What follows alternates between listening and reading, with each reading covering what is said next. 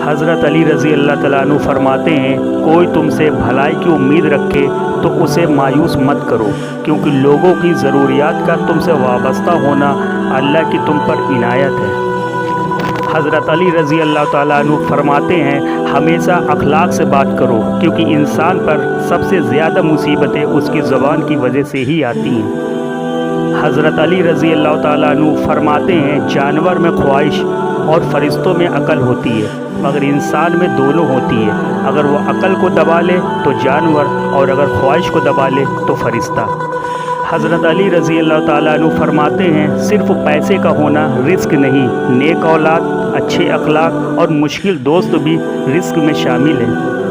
हज़रत अली रज़ी अल्लाह तआला अन्हु फरमाते हैं, परेशानी में मजाक और खुशी में ताना मत दो, क्योंकि इससे रिश्ते में मौजूद मोहब्बत ख़त्म हो जाती है।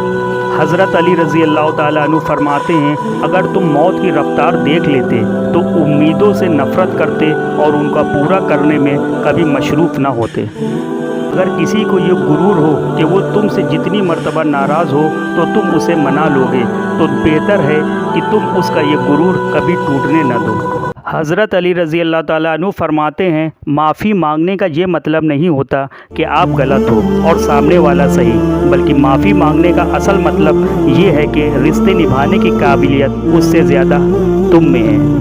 हज़रत उमर रज़ी अल्लाह ताला अन्हु फरमाते हैं, तलवार से भी ज़्यादा तेज वार मुझ पर उस शख्स के आंसू करते हैं जो अपने नसीब पे रोता है मगर नमाज नहीं पढ़ता। हज़रत अली रज़ी अल्लाह ताला अन्हु फरमाते हैं, दौलत मिट्टी की तरह है और मिट्टी को पैर के नीचे रखना चाहिए। अगर सर पे चढ़ाओगे तो कब्र बन जाएगी और कब्र जिंदा लोगों के लिए नहीं होती।